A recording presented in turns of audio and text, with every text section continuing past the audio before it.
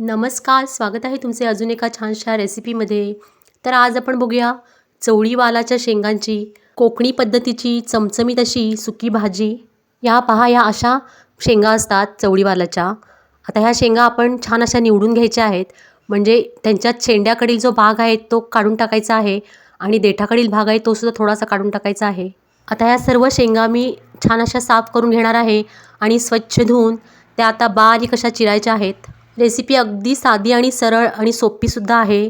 त्यामुळे recipe skip न करता संपूर्ण पहा आणि अजून जर का चॅनलला सबस्क्राईब केलं नसेल तर सबस्क्राईब पण नक्की करा. हे पहा वालाच्या शेंगा आता इथे मी स्वच्छ अशा धुवूनसुद्धा घेतल्या आहेत आणि ह्या आता व्हिडिओत दाखवल्याप्रमाणे बारीक अशा चिरून घ्यायच्या आहेत. वालाच्या शेंगांमध्ये फायबरचे प्रमाण खूप असल्यामुळे ही भाजी आरोग्याच्या दृष्टीने खूपच फायदेशीर आहे. आता ही वालाची भाजी कशी करायची ते आपण पाहू. त्यासाठी इथे मी कढईमध्ये 2 मोठे चमचे तेल घेतले आहे आणि त्यामध्ये अर्धा चमचा जिरे घातले आहे. जिरे छान असे फुलल्यानंतर तेलामध्ये 3 ते 4 लसूण पाकळ्या घालायच्या आहेत आणि त्याही छान अशा परतून घ्यायच्या आहेत. लसूण थोडा लाल झाल्यानंतर 2 बारीक चिरलेले कांदे घालायचे आहेत. या भाजीसाठी फारसे साहित्य लागत नाही. अगदी कमीत कमी साहित्यामध्ये ही भाजी अगदी चविष्ट होते. कांद्याबरोबरच 5 ते 6 कढीपत्त्याची पानेसुद्धा घालायची आहेत. आता हा कांदा आणि इतर साहित्य छान असं परतून घ्यायचं आहे आणि कांदा थोडा लाल झाला की त्यामध्ये चिरलेल्या वालाच्या शेंगा घालायच्या आहेत. जर का माझ्या रेसिपी आवडत असतील तर रेसिपीला एक लाईक नक्की करा. आता या शेंगा कांद्यामध्ये एकसारख्या परतून घ्यायच्या आहेत. ह्या शेंगा चवळीच्या असल्यामुळे त्याच्यामध्ये चिमूटभर हिंग घालायचं आहे आणि पाव चमचा हळदसुद्धा घालायची आहे. हळद आणि हिंग भाजीला छान लागेपर्यंत एकसारखे परतून घ्यायचं आहे.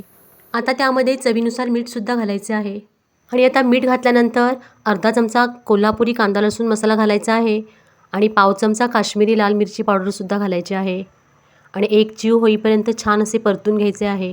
ह्या भाजीमध्ये बारीक चिरून तुम्ही बटाटासुद्धा घालू शकता, पण नुसत्याच शेंगांची भाजीसुद्धा एकदम मस्त होते. या रेसिपीला लागणारे सर्व साहित्य मी डिस्क्रिप्शन बॉक्समध्ये दिले आहे, तुम्ही तिथे चेक करू शकता.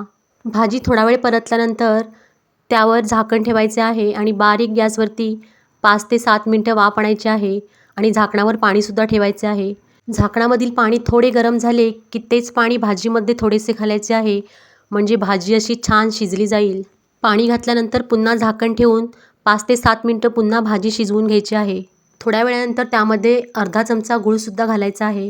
गूळ घातल्यामुळे भाजीला चवसुद्धा अगदी अप्रतिम लागते. ही पहा भाजी आता आपली छान शिजली गेली आहे. आता भाजीमध्ये आवडीनुसार कोथिंबीर घालायची आहे आणि थोडे ओले खोबरेसुद्धा घालायचे आहे. अशी ही माझ्या पद्धतीची वालाची भाजी तुम्ही नक्की करून पहा, तुम्हालासुद्धा नक्कीच आवडेल. ही भाजी भाकरीबरोबर किंवा चपातीबरोबर अगदी अप्रतिम लागते. आता ही भाजी सर्व करूया. गरमागरम वालाच्या शेंगांची भाजी तयार आहे. माझ्या रेसिपी आवडत असतील तर रेसिपीला एक लाईक नक्की करा आणि चॅनलवर नवीन असाल तर चॅनलला सबस्क्राईबसुद्धा करा आणि बाजूला दिलेल्या बेल आयकनवर क्लिक करा, म्हणजे येणाऱ्या व्हिडिओची नोटिफिकेशन तुम्हाला सगळ्यात अगोदर मिळेल. रेसिपी पाहिल्याबद्दल सगळ्यांचे खूप खूप धन्यवाद.